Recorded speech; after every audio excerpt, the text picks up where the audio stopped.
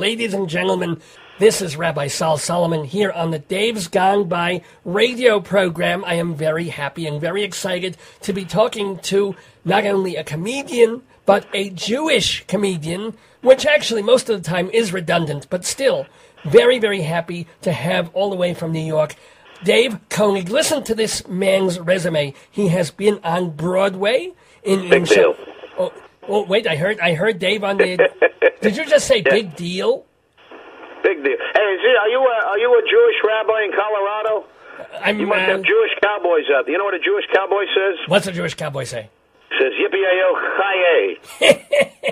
chaye. Damn it. Oh, you're making me laugh already. This, of course, is Dave Konig on the phone. He was from HBO's hardcore TV series, USA Network's Dave Konig. Will you let me do the intro, goddammit?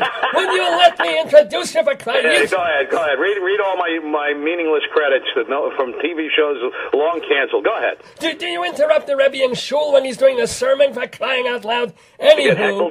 All right, go ahead. And also one of the main reasons that I wanted to talk to this man, not just because he was on the Joey Reynolds show so many times, but because he did an off-Broadway one-man show called Hebrew School Dropout. So I will say, first of all, now I will say, welcome, Dave Konig. Well, it's a pleasure to be with you on the air, Rabbi. Good Shabbos to you and to all your listeners. Thank you. Thank you so much for being courteous for once. Nice to hear this. Now, let me ask about Hebrew School Dropout. What a sad thing. Were you really?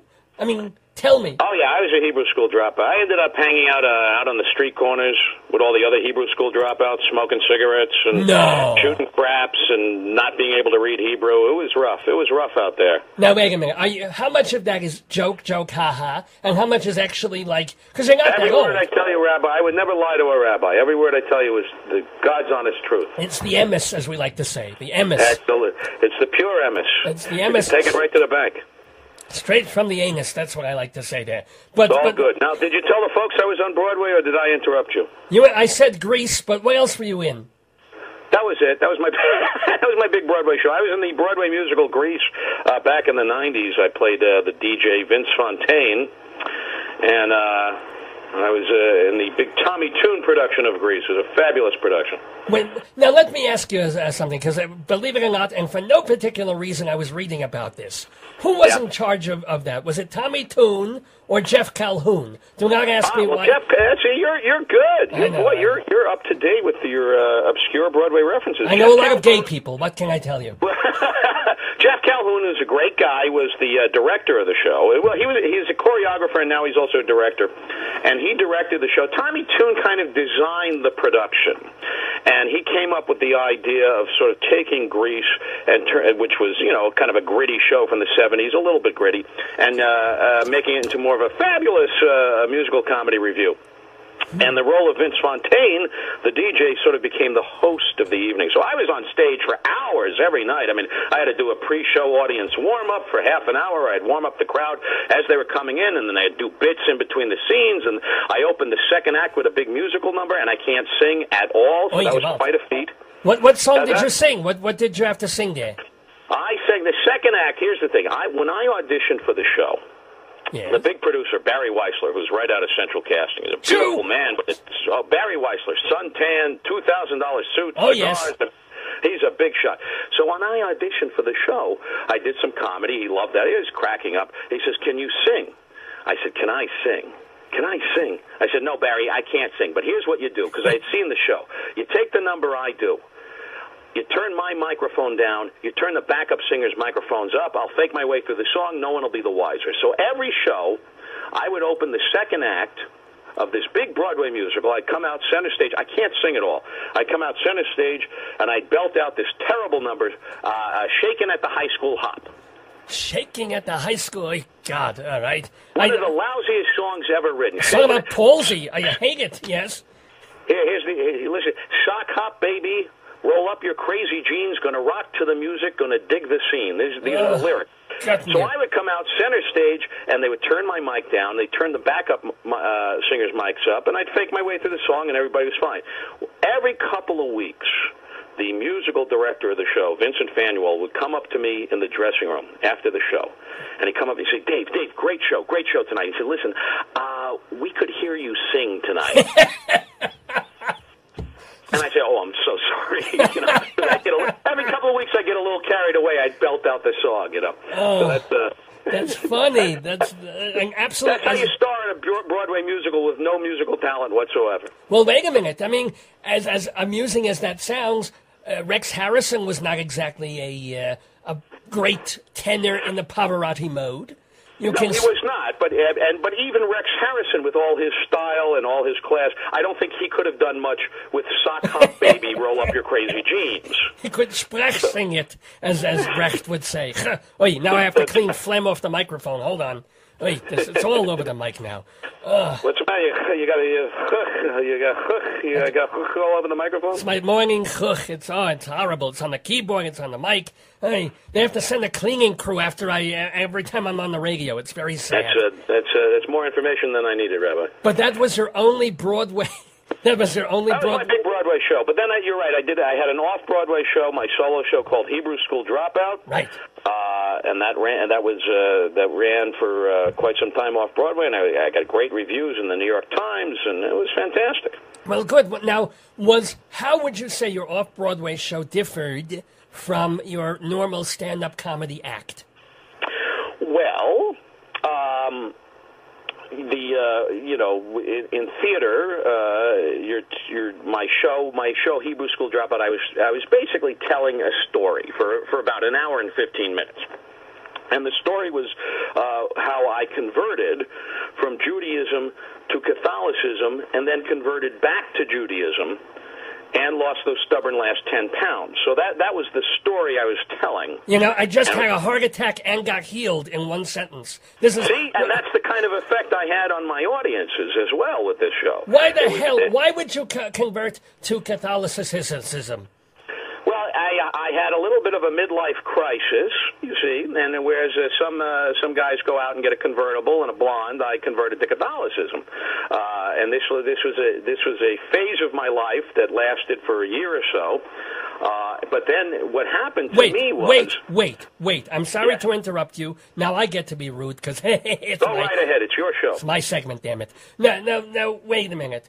Midlife crisis, did you have a vision? Was it like Bob Dylan where you saw Jesus in the pool and then you got baptized by Billy? I mean, you don't just convert for the hell of it because you turn a certain age. What the hell? I had a vision, but my vision was of Bob Dylan, so it was a confusing time in my life. And he has visions of Johanna, so it's sort of this daisy chain that goes. No, but seriously, you don't. Yes. What the hell? What? Well, listen, I'm married to a beautiful Irish Catholic girl. Yes. And we have kids, and we're raising the kids Catholic, which actually works out fine, Rabbi. It's no big deal, except that I'm sure your mom and dad are thrilled with that. No, they're dead, so they're out of the picture. Wait a minute. I'm sorry again to interrupt you, and I normally don't. Well, I normally do this, but forgive me. How old are you? Because you look about 43. I'll take that. Good, thanks. Moving on. No, are you really? Are you in your 50s? You do not look it. No, I'm not in my 50s, Rabbi. I'm 43. All right. You nailed it. Yeah, okay. All right, but at that age, 4 kids, my God, you got busy young. Which is a lot of kids. But, so we had to raise the kids Catholic, because my wife's Irish and I'm Jewish. And that works out fine, except they think my kids might be a little anti-Semitic, just a little. Really? You hear comments. Oh, yeah. I don't want to make a big deal. The other day, my 4-year-old son asked me if I'd buy him his own real car. I thought that was kind of cute. I said, no, Daddy can't do that. That would cost too much money. You know what he said? What? He said, you people. That's all you ever think about. I love that. Love that line. There was a clubhouse in the backyard, Rabbi. I asked if I could join. My 8-year-old pulled me aside. He said, look, if it were up to me... The other day, I told my kids to turn off the TV. When I left the room, I swear one of them said, see, I told you they control the media. So these are the things I go through in my life. I know. Very fun. Now I can't play the song, the thing I was going to play after the interview. That's all right. You just took all the damn jokes out of it. God damn it. All right. But I'll tell you something, Rabbi. Here's what happened. I went through a little religious conversion experience, and so what I did was I converted to Catholicism because I was tagging along with my wife and going to church with her basically crowd control with the kids. But what happened to me is I was going to explore my new faith very quietly, I wasn't going to make a big deal out of it. And then about a couple of months later, I got hired as a national spokesman for the Catholic Church. Yeah. And I was hosting a national radio show on the Catholic channel. Really? And yes. So this is what my show is about. And then so I went to work for these guys, and let me tell you something, Rabbi. Yes? You take a Jewish guy, you convert him to Catholicism, you put him to work for the Catholic Church, there's nothing that'll make him run to temple faster and go back to Judaism than working for the Catholic Church. I believe you. I want details. I want examples. I want more reason to hate people who aren't like me. Please, tell me, divulge. Well, I'll tell you, suffice it to say, it was an unusual choice on their part. I mean, here they were, the Catholic Church. They have a Catholic radio show, and they hire as their morning show host an opinionated, loudmouth Jewish comic. So what could possibly go wrong? It was a match made in hell, is what it was. But were you expected to proselytize at all, or were you just kind of doing happy good news sort of? You know what I was doing? What? I was doing the exact same radio show I would have done anywhere else. What I did was I was uncomfortable because I didn't know what the hell I was doing. And so, with the Catholics. So I had every Jewish comedian I know come on the show. I emptied out the Friars Club and put them all on the show. So they never knew what hit them. I mean, they tuned on. Here I was hosting a show on the Catholic radio network, and I was working for the church. I mean, I was working for Cardinal Egan here in New York, and Cardinal Egan would turn on the radio, and he'd hear me interviewing Jackie Mason, Freddie Roman. So it was pretty nutty. It was pretty nutty. Oh, excuse me for the laughing there. That's. I mean, they didn't know what the hell to do with me. So. I apologize, audience. I lost control there for a minute. I find this so hysterical. Of Cardinal Egan listening to this. It's wonderful. So wait a minute. So that's what my show, Hebrew School Dropout, is about. It's about that experience. So anyway, go ahead, Rabbi. I was just going to ask. So at one point, you realized that the Catholicism thing really wasn't going to take. It was not. Did you ever at one point convince yourself that you believed in you know who? Well, I'll tell you what, Rabbi. You can convert to Catholicism, and you can marry a Catholic, and you can raise your kids Catholic, and you can go to Catholic church, and you can even get hired as a radio host for a national Catholic radio channel. But the way they look at you, you're still a Jew. Yes. Bottom line, you're still a Jew. So it was a classic fish out of water situation. It was sort of like a gefilte fish out of water is what it was. But wait, I used to have a... Oh, hold on. Do not go away. Wait 1 second. I will not go anywhere. This is very important because I want you to tell that joke again. Wait, not yet. Hold on. Tell the joke again. Now. With me on the radio for the Catholics? As a Jew, yes. You could listen. The whole thing with the as you can convert to Catholicism. Well, no, it was the fish out of water thing. Please do that. Oh, for me listen, I was a Jewish comic. I was working on a Catholic radio channel. It was a classic fish out of water. It was essentially a gefilte fish out of water situation as well. Well, I had the rim shot there. You couldn't hear it, but it was beautiful. I'm glad. That's good. I live for that. When it comes to humor and hitting I am known for my rim jobs there. It's wonderful. I beg your pardon? I do that very, very... Is that what you're known for? Absolutely. When they come to me and they need a rim shot, they know to come to Rabbi Sol Solomon for that rim job. Yes, absolutely. Hey, Rabbi, I want to plug can I plug my comedy CD. If anyone's actually listening, they're probably enjoying me by now, so maybe I can sell them a CD. Why does everybody who called this show say, if anybody's listening? This is what everybody who calls this program says, if anybody happens to be... Yes, there's people listening. That's the mystery of radio, is we don't know, because we don't have a live audience. You walk out on stage, you can see the audience. On radio, we have no idea, right? Let me tell you something. Could be millions of people listening, or it could be three guys sitting in a phone booth listening to this thing. I have a dead audience. My ancestors are listening. They're listening from the beyond to hear the wisdom. Your ancestors would love my new comedy CD. What's it called? Dave Konig. It's called Dave Konig, Your Face is Crooked.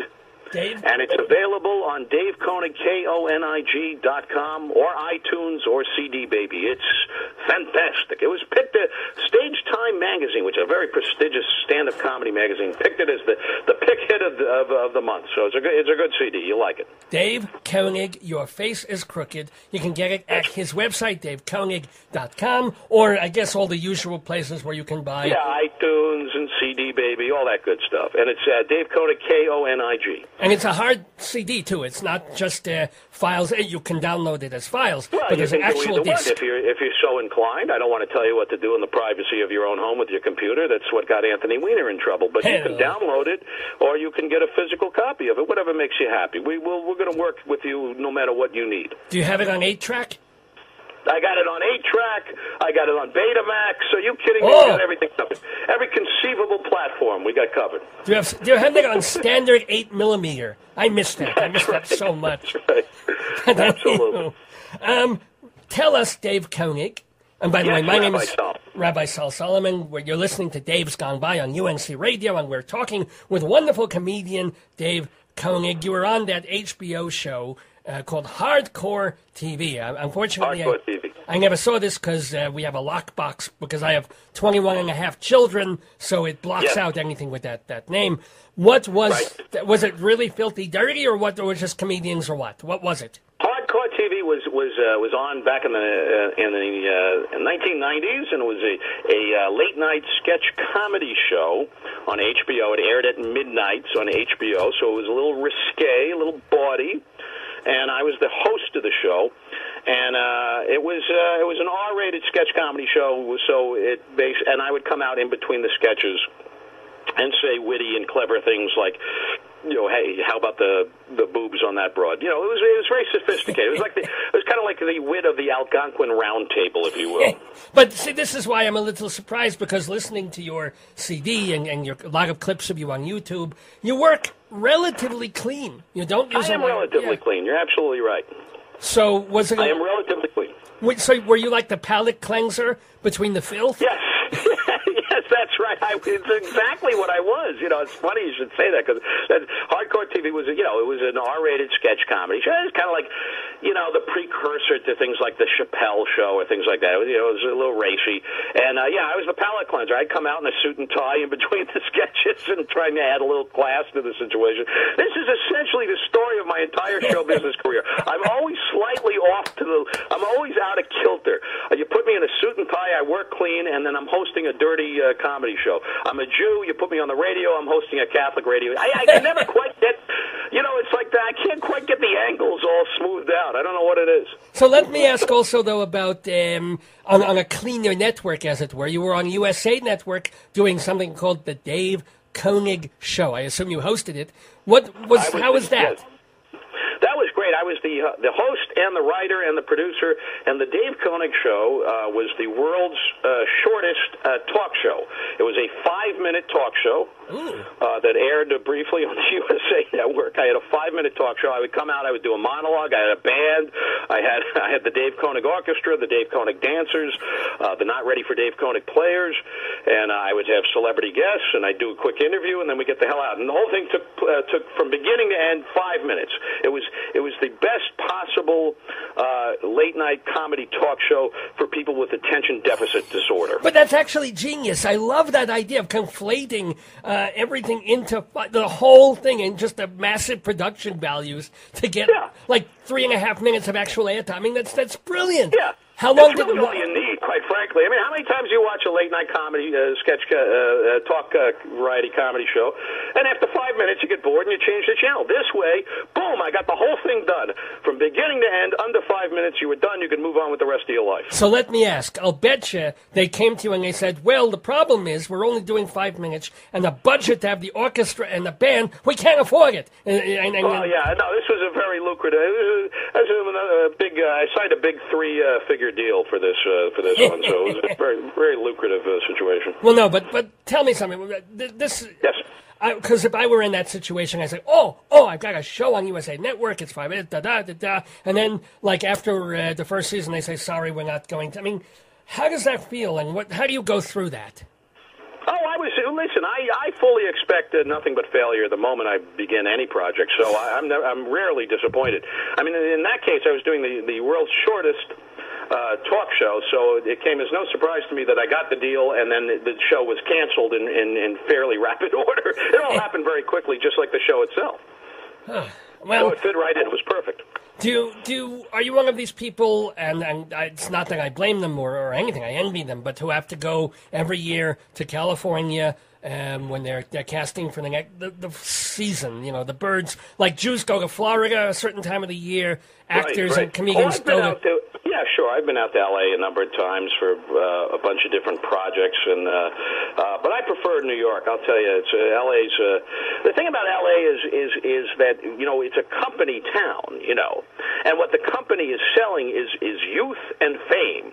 So if you're not 22 years old and incredibly famous, you can't get by too well in L.A. And this is why everyone goes nuts and joins Scientology. So there's something in the air out there that is just not healthy for the human brain.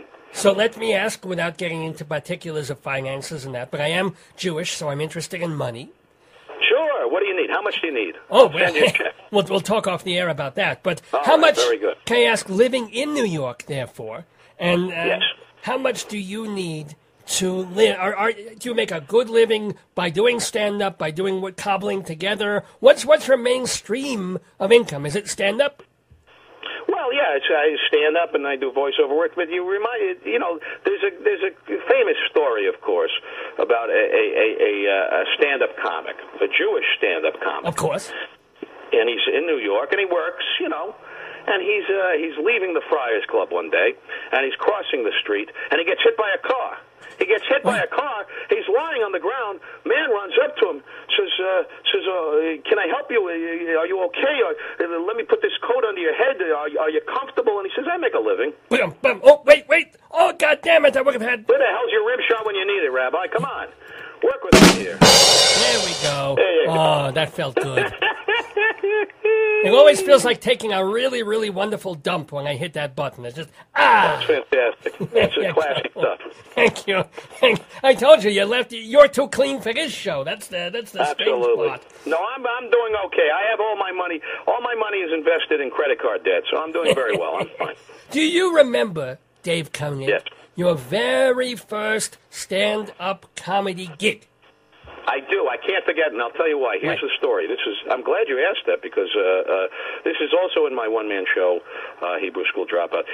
The very first time I started out as an obnoxious young child actor in the theater, and I was working in show business for some time. But when I was a young boy of 20-ish.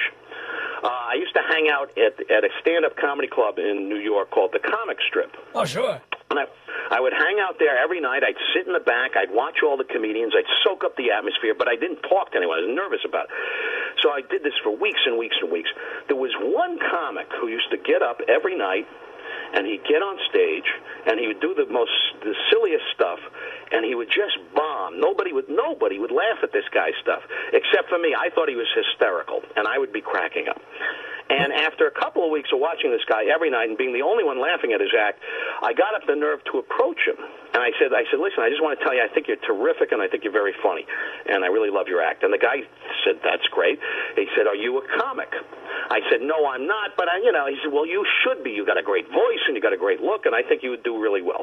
And he was encouraging me. Well, this goes on for several days with this guy encouraging me to get up on stage, and I would kind of beg off. I go, well, I'm not ready yet, that kind of thing. Right. Finally, finally he says to me, he says, look, if you don't get up on stage and do some stand-up comedy, I'm not going to let you hang out in this club anymore. And I said, okay. I said, tell you what, I'll come back tomorrow and I'll show you some jokes I wrote, and you tell me what you think.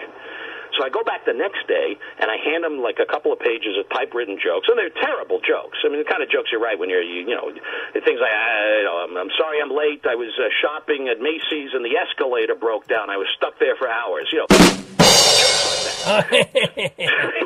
now that deserves a room shot. So he looks at the jokes. He goes, okay, yeah, all right, great.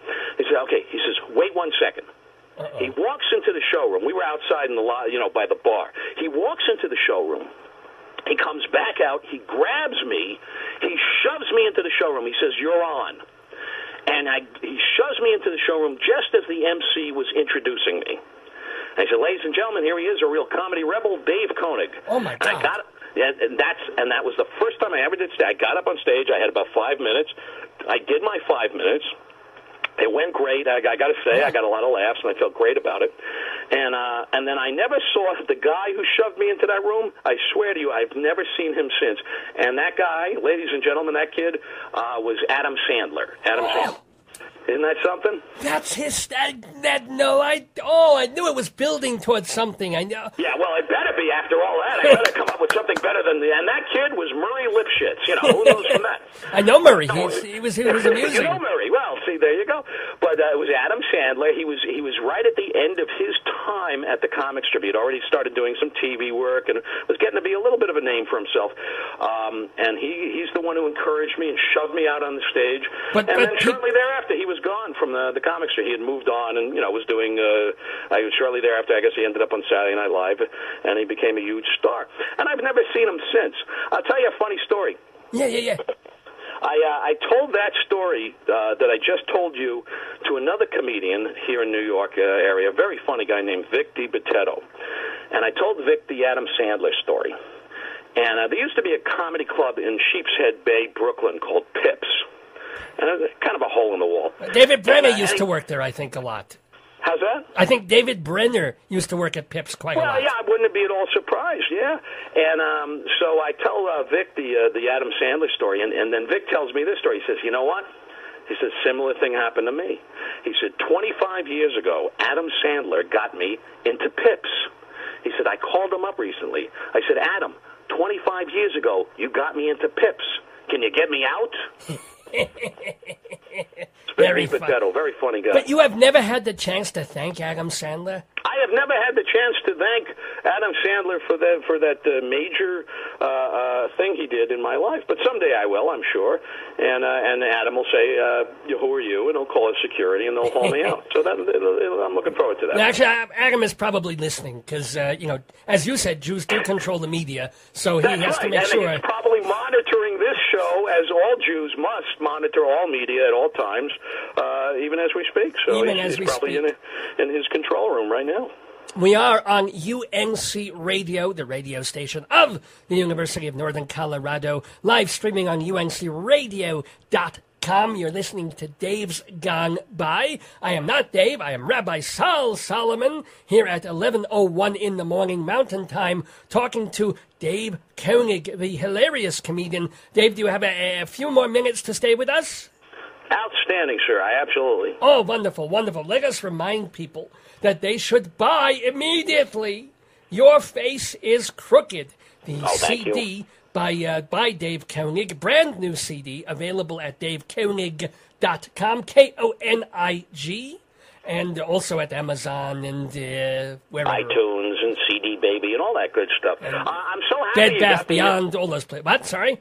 I'm so happy to be doing this show with you, Rabbi, on the University of Colorado radio. I'm a big fan of the University of Colorado. I didn't go to college myself. I was when all my friends went off to college, I took some time off to find myself. Did you? And I did.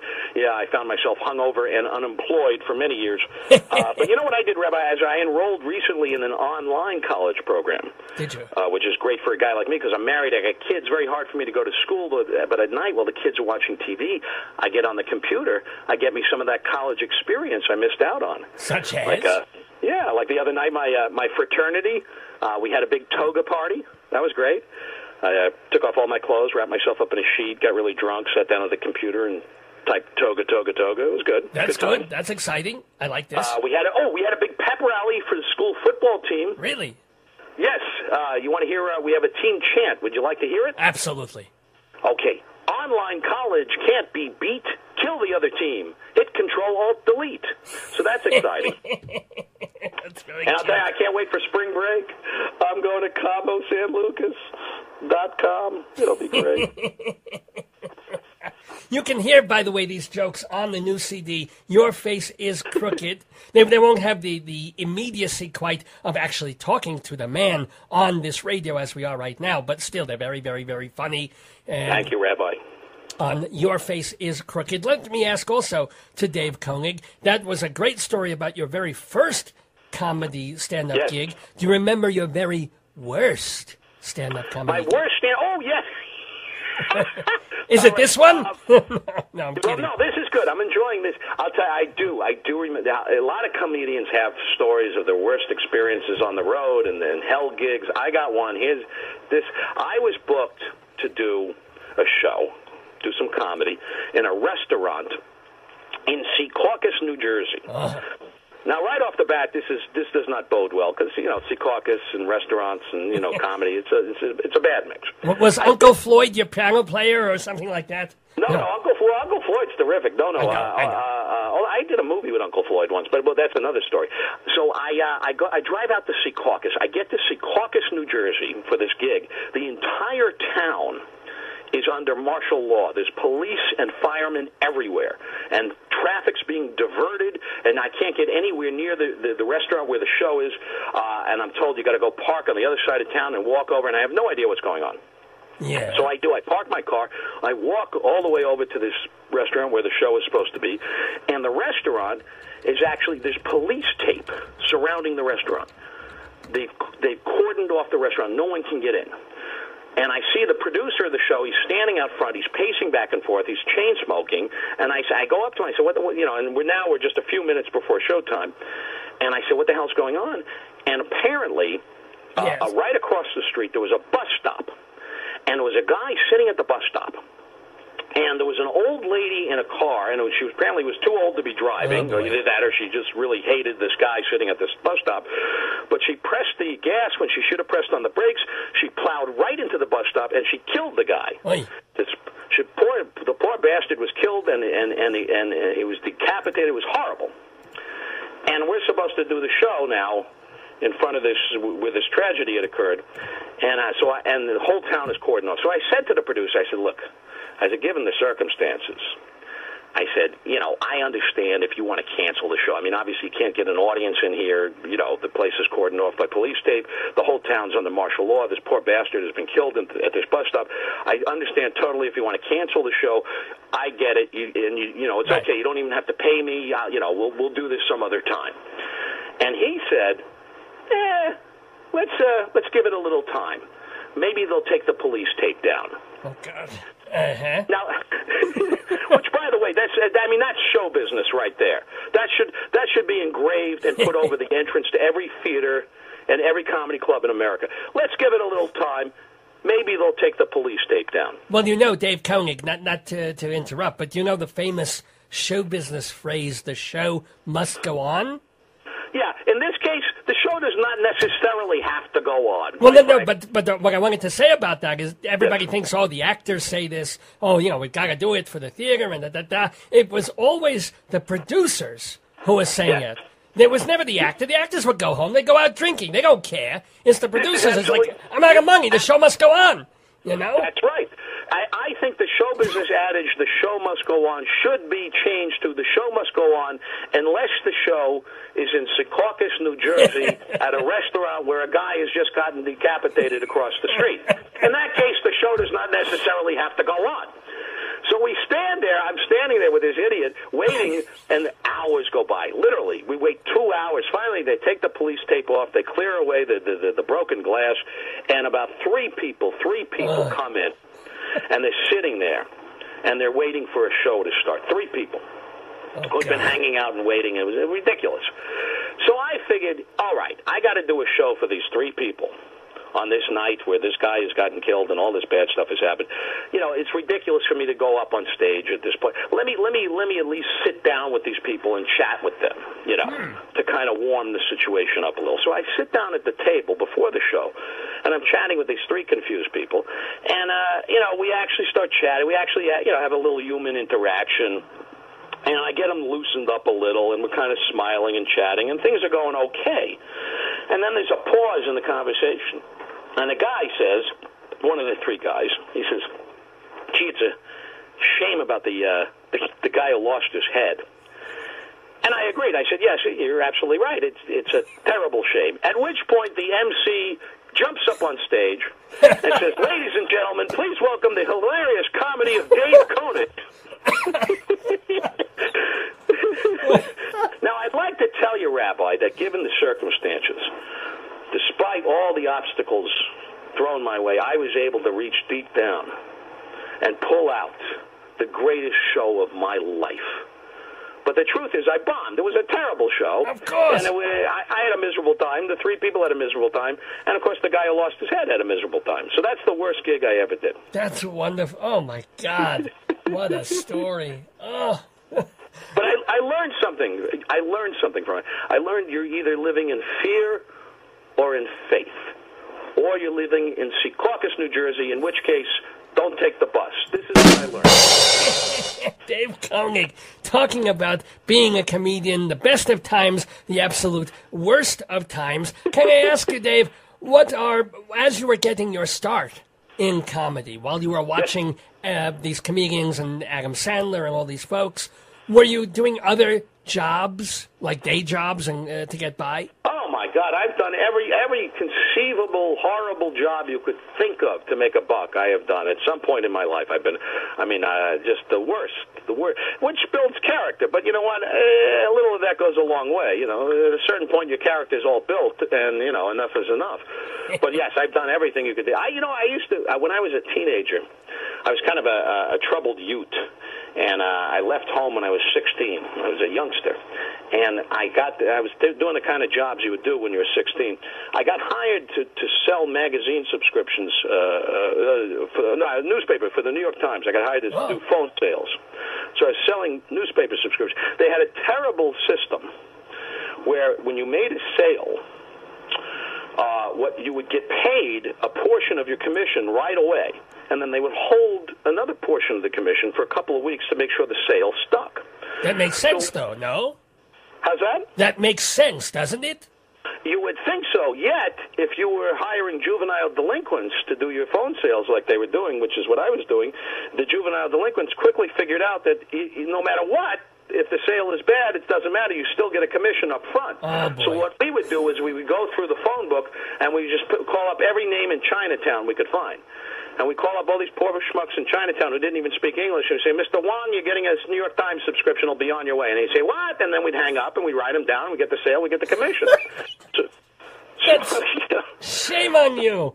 I know, it's terrible. This is why the New York Times almost exploded like 5 years ago. There was one under. This is why the paper's going out of business, because of things like that. Your fault. I thought it was the paper boys throwing the things into the trees and in the windows. It's you. It's me. I'm the source of all conflict in the world. Absolutely. Shame on you. Now, speaking of sources of conflict, I have one last question for the hilarious and wonderful Dave Konig. And getting back to the idea that you are now... Well, wait a minute. Actually, we never did... Did you ever reconvert to Judaism? Yes, I reconverted back to Judaism.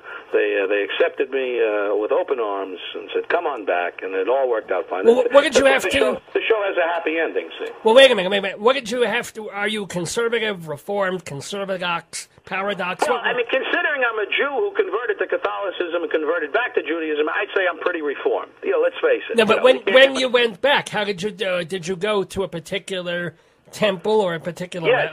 What? As a matter of fact, I found, as part of the story of how I converted back, see, I was never comfortable in temple as a kid. I didn't quite fit in. And then I tried Catholicism, and I would go to Catholic church, and I didn't quite fit in there. And then I found the Actors Temple, which is a temple in Manhattan in the theater district, the Actors Temple, and some of the former members of the Actors Temple include Sophie Tucker, the great Joey Lewis, two of the Three Stooges. They're not even sure which two. It's great. They don't even know who was the holdout. Was it Larry? We don't know. Screw you, Mo. I'm not going to Temple. It might have been Larry. We're not sure. Might have been. But I found the Actors Temple. So I was, during the period of time I had converted, I was going to Catholic church with icons of Jesus and Mary and Joseph. I go into the Actors Temple. I see autographed 8x10 glossies of Milton Berle, Sophie Tucker, George Burns. I said, this is a temple I can be comfortable in. This should be the stained glass. What? Sorry? What? So I started going to services at the Actors Temple. I'll tell you something, it's a great temple, and if you're ever in New York, you should stop by the Actors Temple, and you can say a prayer and worship at the same altar that Georgie Jessel did. So it's fantastic. It really is. That's wonderful. And I know they also use the temple, as they should, as a theater. I think one of the downstairs is an off-Broadway theater, too. That's correct. That's correct. And that's where I did my off-Broadway show, Hebrew School Dropout. So see, it all comes full circle. There you go. Doesn't it always? Coming full circle here with Dave Konig. And the question I was getting to is... Yes, sir. Is Judaism, now that you've seen all the different sides of it, of Judaism, Catholicism, is Judaism a bottomless well for comedy? Oh, absolutely. Oh, of course. I mean, this is a funny... Listen, Rabbi, you know the very first comedy routine ever written is in the Bible. Really? In the Torah, the very first comedy routine ever written is God and Abraham are talking.